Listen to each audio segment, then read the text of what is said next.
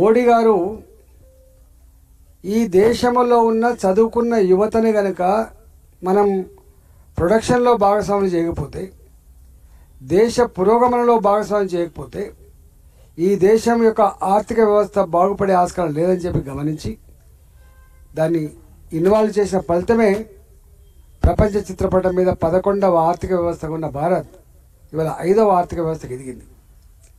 ప్రపంచవ్యాప్తంగా కరోనా సందర్భంలో recession, economical recessions ఉన్నప్పటికీ కూడా తట్టుకొని నిలబడే దేశం భారతదేశం. కాబట్టి 2024-25లో కేంద్ర ప్రభుత్వ బడ్జెట్లో మొట్టమొదటిసారిగా నిరుద్యోగ సమస్యను ఎట్లా పరిష్కరించానో ఒక ప్రణాళిక రచించి 4 లక్షల కోట్ల రూపాయలు బాజాప్తా బడ్జెట్లో పెట్టి నిరుద్యోగ యువతకి ఆదుకోవాలని చెప్పి ప్లాన్ చేసిన ప్రభుత్వం ఇది.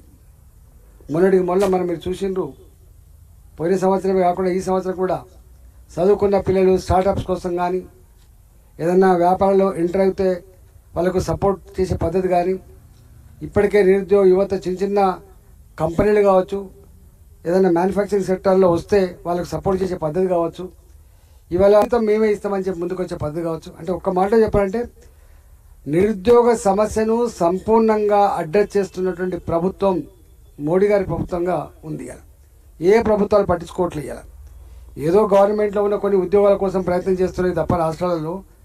కానీ ఇవాళ 97% ఎంప్లాయ్మెంట్ జనరేషన్ ఇవాళ ప్రైవేట్ సెక్టార్లో ఉంది.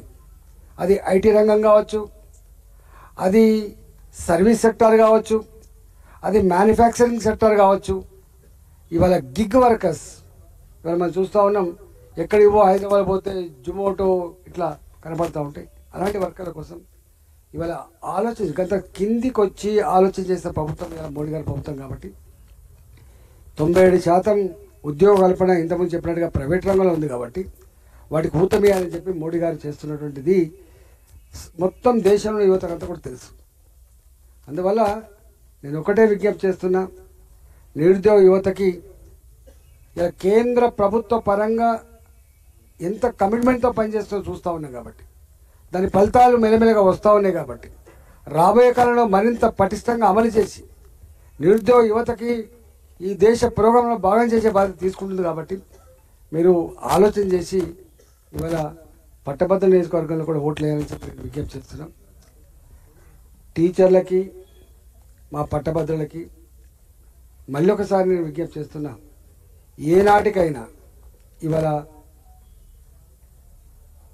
ప్రజాస్వామ్యబద్ధంగా ఒక ఆలోచన దృక్పథంతో భారత ప్రజల ఆత్మగౌరవాన్ని ఆవిష్కరించిన ప్రభుత్వం. మొన్న చూసిన మన అమెరికాలో మోడీ గారు అమెరికా సన్మానించిండు, ఎట్లా ఆదరించడం మనం చూసినాం కల్లారా. ఇలా ఇవన్నీ ఒక ఎత్తు అయితే భారత సగటు పౌరుడు ప్రపంచంలో ఏ దేశంలో కూడా ఆయన ఇండియన్ అని గల్లెగిరి చెప్పేటువంటి స్థాయికి ఎదిగింది. అందువల్ల ఇవాళ కాంగ్రెస్ పార్టీ మనం చూసినాం, ఆయన ప్రజలకు తెలవడానికి, ప్రజలు ఆశ్రయించుకోవడానికి కేసీఆర్ 9 సంవత్సరాలు పడితే రేవంత్ రెడ్డి నిజ స్వరూపాన్ని తెలుసుకోవడానికి, రేవంత్ రెడ్డి ఆశ్రయించుకోవడానికి 9 నెలల కాలం పట్టింది. ఇవాళ ఒకటే అనుకుంటున్న తెలంగాణలో కేసీఆర్ని మొత్తం సంపూర్ణంగా చూసినాం, అస్థి మసకాంతరం ఆయన చూసినాం. ఇవాళ రేవంత్ రెడ్డి కూడా చూసినాం.